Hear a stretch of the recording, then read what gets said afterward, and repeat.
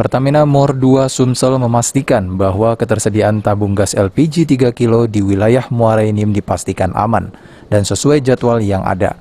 Saat ini berdasarkan kuota dari pemerintah, Muara Enim mendapatkan tabung gas LPG 3 kilo sebanyak 13,6 metrik ton.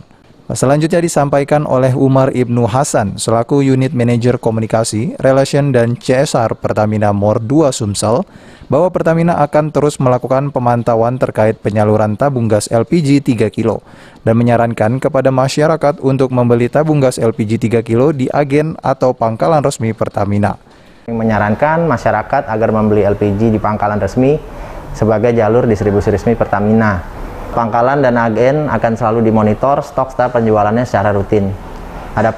Dan bagi masyarakat yang mengetahui ada agen atau pangkalan yang telah menyalurkan tabung gas LPG 3 kilo dengan tidak benar, Pertamina saat ini telah menyediakan nomor kontak pengaduan 135 atau melalui email.